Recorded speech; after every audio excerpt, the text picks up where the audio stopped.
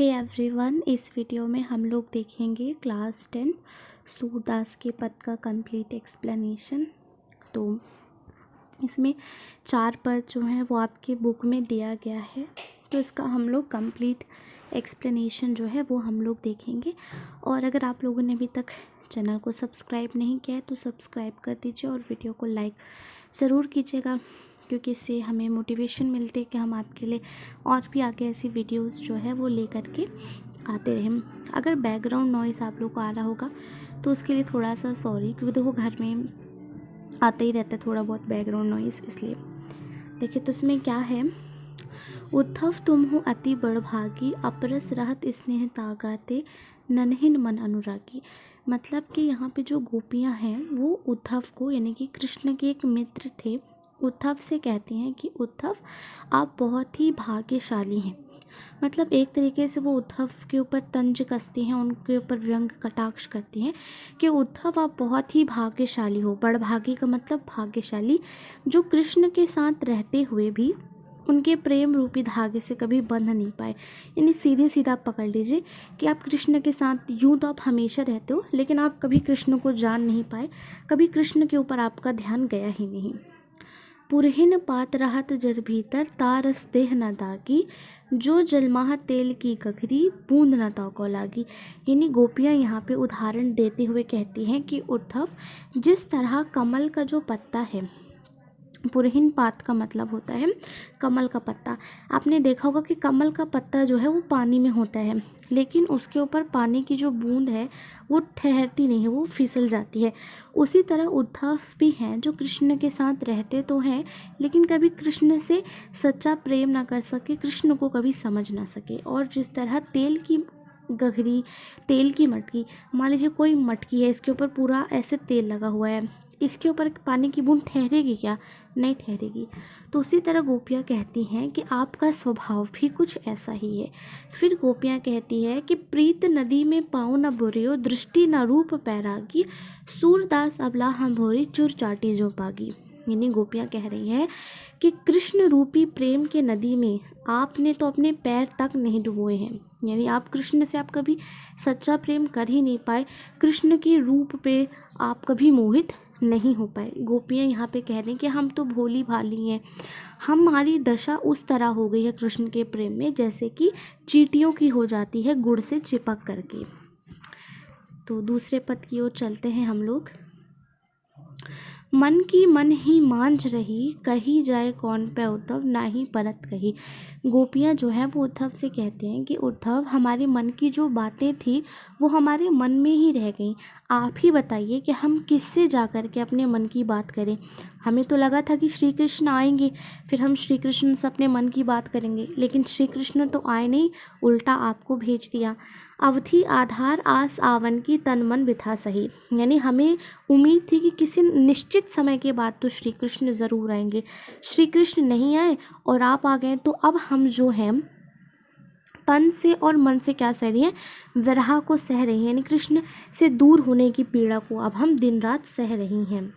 अब इन जोग संदेशनी सुनी सुनी, बिरहिनी विरहा दही। यानी कि अब आप जो उद्धव जो है वो योग का संदेश लेकर के आए थे गोपियों के लिए कि आप योग कीजिए और श्री कृष्ण के प्रेम को भूल जाइए। तो गोपियाँ कह रही हैं कि आपके इस योग के संदेश को सुन सुन के हमारी जो विरह थी, यानी कृष्ण से बिछड़ के वैसे भी हम दुखी थे, अब आप ये संदेश दे रहे हो तो हम और भी ज़्यादा दुखी हो गए हैं। ठीक है, यानी हमारे विरह की जो अग्नि थी उसमें आप घी का काम कर रहे हो।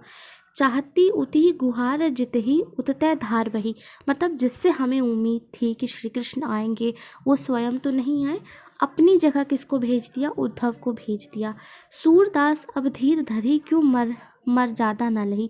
यानी गोपियाँ कह रही हैं कि अब हम बिल्कुल भी धीरज नहीं रखेंगे, अब हमसे बिल्कुल भी सब्र या इंतज़ार नहीं होता, क्योंकि श्री कृष्ण ने अपने प्रेम की कोई मर्यादा नहीं रखी है।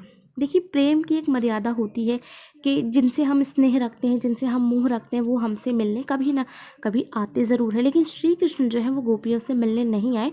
तो गोपियाँ इसलिए कहते हैं कि श्री कृष्ण अपने प्रेम की मर्यादा नहीं रखते। हमरो हरि हारिल की लखरी, मन क्रम वचन नंदन नंदन उर, यह दृढ़ करी पकड़ी। यानी गोपियाँ कह रही हैं कि हमारी दशा उस हारिल पक्षी के समान है जो अपने पंजों में हमेशा लकड़ी को दबा करके रखता है। जिस तरह वो हारिल पक्षी अपने पंजे में लकड़ी को दबाता है, वैसे ही हमने श्री कृष्ण के प्रेम को अपने मन में बसा लिया है। मन क्रम वचन नंदन नंदन उन, यह दृढ़ करी पकड़ी। यानी कि हम मन से, कर्म से और वचन से सिर्फ कृष्ण के ही हैं। हम दिन रात सिर्फ कृष्ण को ही याद करते रहते हैं। जागत सोवत स्वप्न दिवस निसी, कान्हा कान्हा जकरी। यानी जागते वक्त, सोते वक्त, सपनों में, दिन में, रात में सिर्फ हम कृष्ण कृष्ण नाम की रट लगाते हैं। सुनत जोग लगत है ऐसो, जैसे करुई ककड़ी। यानी कि इस योग के संदेश को सुन के ऐसे लगता है जैसे कोई कड़वी ककड़ी हो। यानी गोपियों को ये योग का संदेश बिल्कुल भी नहीं भाता, बिल्कुल एकदम कड़वी ककड़ी के जैसे, जिसमें कोई स्वाद नहीं है। सू तो व्याधि हमको ले आए, देखी सुनी ना करी, यह तो सुर तिन ही लो सौंपे जिनके मन चक्री। यानी गोपियाँ यहाँ पे कह रही हैं कि ये योग का संदेश एक ऐसी बीमारी के समान है जिसके बारे में हमने ना तो कभी हमने देखा है कि ये बीमारी किसी को हुई है, ना इसकी बीमारी के बारे में हमने कभी सुना है। गोपियाँ यहाँ कह रही हैं कि योग का संदेश उन लोगों को देना चाहिए जिनका मन चक्री के समान, यानी कि चारों दिशाओं में घूमता रहता है, क्योंकि गोपियों का मन तो श्री कृष्ण के प्रेम में लगा हुआ है। तो योग का संदेश उनके लिए क्या है, बिल्कुल व्यर्थ है। हरि है राजनीति पढ़ियाए, समुची बात कहत मधुकर के, समाचार सब पाए। यानी गोपियाँ अब श्री कृष्ण से नाराज़ हो गई हैं, तो वो कहती हैं लगता है हरि यानी कृष्ण के लिए कहा गया है, क्योंकि उनको लोग नारायण का अवतार मानते हैं। तो कहते हैं कि अब श्री कृष्ण जो है उन्होंने राजनीति पढ़ ली है, यानी कि वो बहुत राजा हो गए हैं, बहुत ऊंचे दर्जे के वो इंसान है, तो हमसे मिलने क्यों ही आएंगे। समुची बात कहत मधुकर के, समाचार सब पाए, एक अति चतुर उते पहिए ही, अब गुरु ग्रंथ पढ़े। यानी अब श्री कृष्ण ने लगता है पहले से तो बहुत होशियार थे ही, अब लगता है उन्होंने कोई गुरु ग्रंथ पढ़ ली है जो उनके पास समय नहीं है हमसे मिलने का।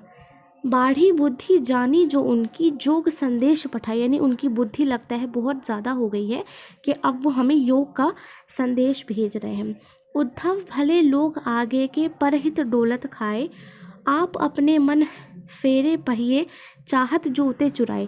यानी गोपियाँ कह रही हैं कि उद्धव पहले के लोग भले थे, वो किसी को दुखी नहीं करते थे, किसी का बुरा नहीं करते थे। अब गोपियाँ कह रही हैं कि श्री कृष्ण को जो हमने अपना मन दिया था, जो श्री कृष्ण हमारा मन लेकर के चले गए थे, अब हम अपना मन जो है वापस पा लेंगी, अब हम श्री कृष्ण से अपना मन हटा लेंगी। ते क्यों अनीति करे आपुन, जे और अनीति छुड़ाए। यानी कि जो दूसरों के लिए न्याय करते हैं वो क्यों हमारे साथ अन्याय कर रहे हैं, क्यों हमारे साथ अनीति कर रहे हैं। राज्य धर्म तो यह सूर, जो प्रजा न जाई सताए। यानी कि राजा का धर्म तो वो होता है जो प्रजा को ना सताए, प्रजा के साथ न्याय करे, लेकिन श्री कृष्ण ने हमारे साथ न्याय नहीं किया। तो इस वीडियो के लिए इतना ही। उम्मीद करती हूँ कि वीडियो आपको अच्छा लगा हो। Thanks for watching. और इसके जो क्वेश्चन आंसर्स है वो हम लोग नेक्स्ट वीडियो में कवर करेंगे।